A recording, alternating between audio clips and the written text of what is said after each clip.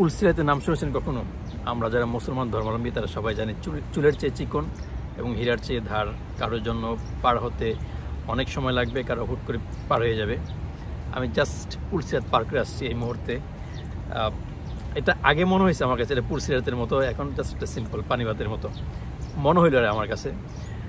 একটু এক্সপ্লেন করি শুরু থেকে।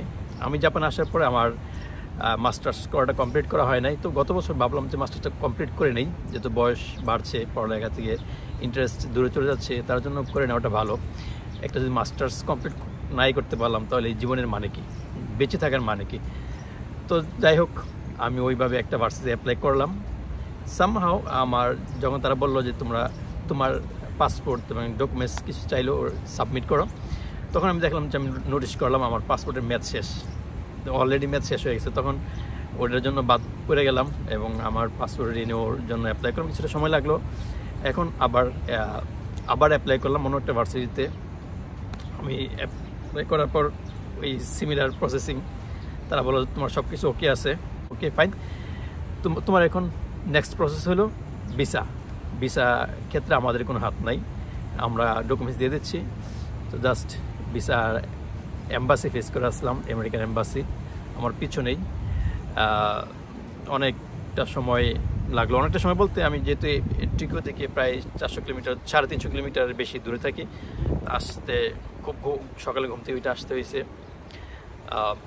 যাই হোক, একটা এক্সপিরিয়েন্স হইলো। তো সিম্পল কয়েকটা কোশ্চেন। অনেক মানুষ মনে করে যে না আমেরিকান এম্বাসি খুব হার্ড, তেমন কিছু মনে হয় না। যে অফিসার যে ছিলেন একজন ভদ্রমহিলা, খুব ফ্র্যাঙ্কলি কথা বললো আমার সাথে, জাস্ট ডিটেলস জানতে চাইছিল, কেন পড়তে যাবো, কেন জব ছেড়ে দেবো, এই সিম্পল কয়েকটা কোশ্চেন, আর কিছু না। তারপর okay congratulations, I am approving your visa. যে I-20 ছিল এগুলো রিটার্ন করলো।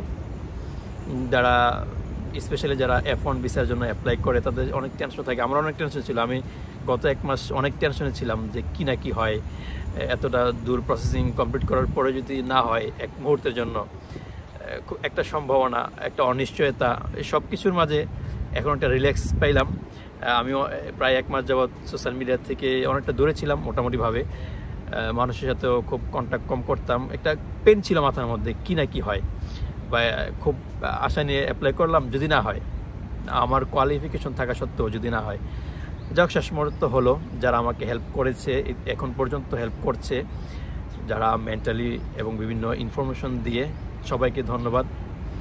আর যাদের ইনফরমেশন দরকার হয় এই ইমিগ্রেশন রিলেটেড, হেল্প চাইলে অবশ্যই আমি যতটুকু জানি হেল্প করে ট্রাই করবো। Bye bye.